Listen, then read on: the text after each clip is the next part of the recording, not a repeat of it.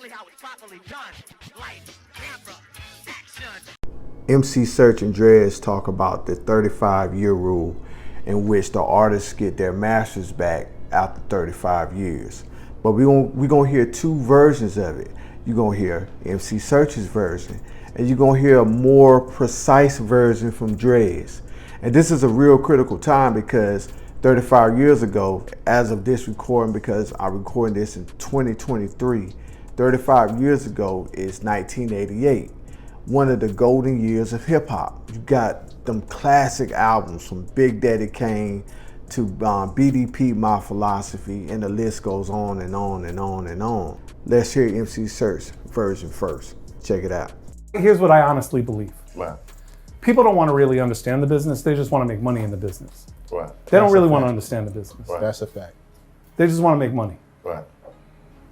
But if you really want to understand the business, artists receive their rights back after 35 years. It's called the 35-year rule. Right. So the original recordings revert back to the artist that recorded the artist. Right. So for example, Third Base will receive all of the Cactus album and Derelicts on December 1st of this year. I will own all of my original recordings.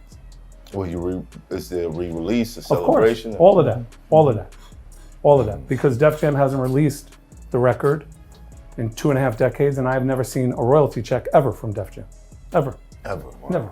I got a check when I signed, and when I did Derelicts, I got another check, and that was it. So I will make whatever I make on the records that I will now own. Mm. Same thing for Nas. So Nas will have all of his rights revert back to him on Illmatic, and it was written in 7 and 9 years. Now, Dres talks about the 35-year rule, but he goes a little bit more in depth about it. Listen to him as he breaks it down. Check it out.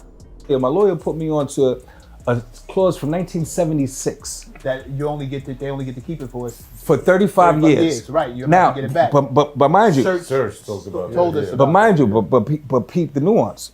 The nuance is this: you have to have the paperwork filled out and filed 2 years prior. This was the important information that Serch left out when he was talking about the 35-year rule. Let's get back into it. If you don't have it done 2 years prior, So 33rd year. right, the 33rd year, you have to have it done. If it's not done 2 years prior to 34th year, it's too late.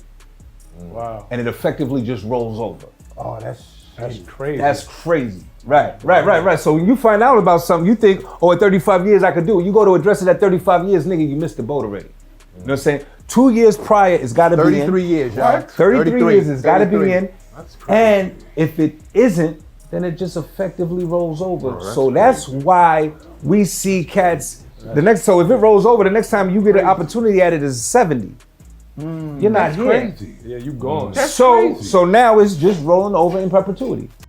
And this, my friends, is why the record labels stay undefeated like the internet. Because the majority of the artists are going to forget to do their paperwork 2 years prior. I mean, it's just simple as that. It's going to be a percentage that will do it, but it's not going to be the majority. We're going to be honest right here. The majority of the artists are not going to be doing their paperwork, and therefore the record labels, like Dres said, it'll just keep rolling over in perpetuity, because the next time that it's going to come around, they're going to be gone.